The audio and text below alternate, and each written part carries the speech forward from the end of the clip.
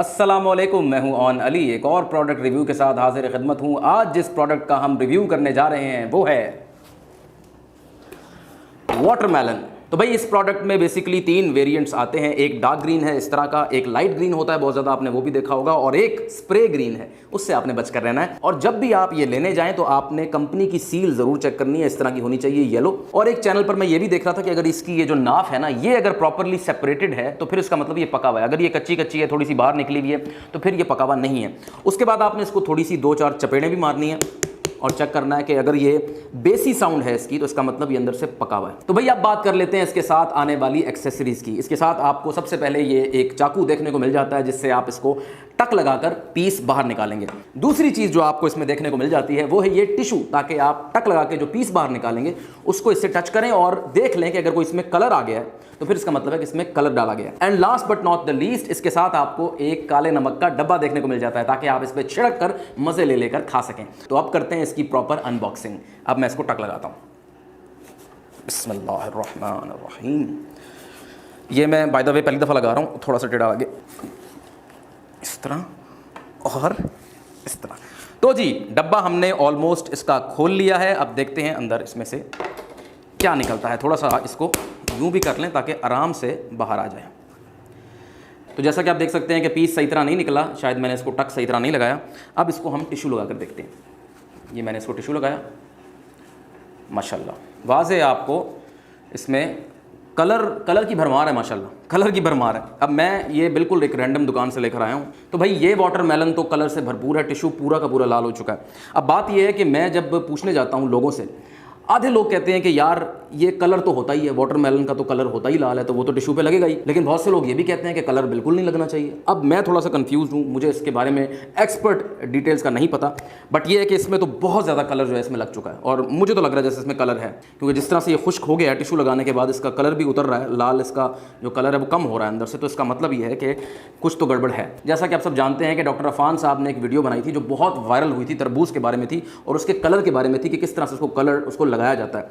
लेकिन उसके बाद तरबूज मालकान जो हैं और जो उसके डीलर्स हैं, जो उसके रिटेलर्स हैं, उन्होंने भी वीडियोस बहुत ज़्यादा बनाई हैं। उन्होंने कहा कि ये सब बकवास है, ऐसी कोई बात नहीं है, कोई कलर इसके अंदर नहीं डाला जाता, डाला भी नहीं जा सकता।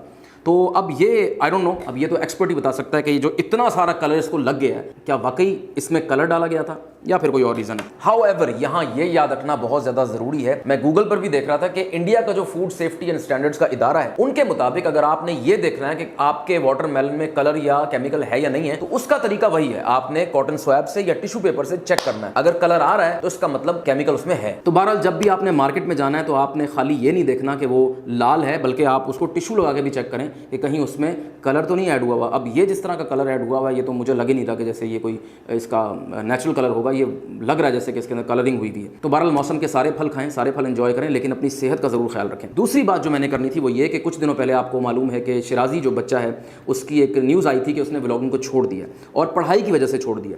ये बात मुझे तो हज़म नहीं हुई थी, क्योंकि बात यह है कि देखें अगर पढ़ाई की बात है तो पैसे कमाकर तो आप बहुत अच्छी पढ़ाई कर सकते हैं, और दूसरी बात यह भी है कि आप अपने व्लॉग्स को बहुत ज़्यादा कम कर सकते हैं और आप पढ़ाई जारी रखें, इसमें भी कोई हर्ज नहीं है। तो ये बात थोड़ी सी मुझे अजीब लगी, बट ये है कि देखें हर किसी की अपनी मर्ज़ी है, हर किसी की अपनी सोच है, हो सकता है उनकी सोच कुछ और हो।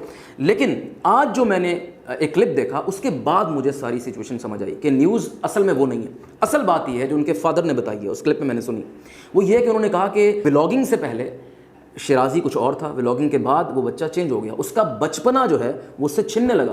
पहले वो लोगों से जिस तरह का बिहेवियर उसका था, जिस तरह से वो बातें करता था, उसके अंदर एक बचकानापन था, वो उसके वालिद साहब ने कहा कि वो ख़त्म हो रहा था।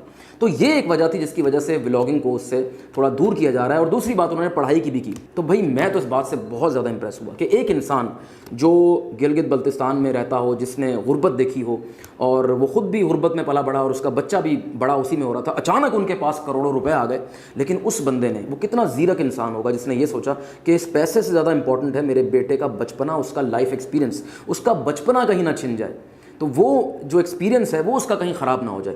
तो भाई मैं तो दोनों हाथों से शिराज़ी साहब के वालिद को सैल्यूट करता हूँ कि उन्होंने बहुत अच्छा डिसीजन लिया, और मैं उम्मीद करता हूँ कि जब भी वो समझें कि ये बेहतर है, शिराज़ी को वापस भी ले आ सकते हैं, इसमें कोई हर्ज नहीं है। तो भाई ऐसी दुनिया में और ऐसे मुल्क में जहाँ लोग वायरल होने के लिए, पैसे कमाने के लिए क्या क्या करते हैं रोज़, आप सब मुझसे बेहतर जानते हैं, वहाँ शिराज़ी साहब के वालिद ने जो डिसीजन लिया पूरे मुल्क को मेरे ख्याल में इसको सेलिब्रेट करना चाहिए और उनको सैल्यूट करना चाहिए। तो अभी के लिए इतना ही, मिलते हैं अगली वीडियो में। अल्लाह हाफ़िज़।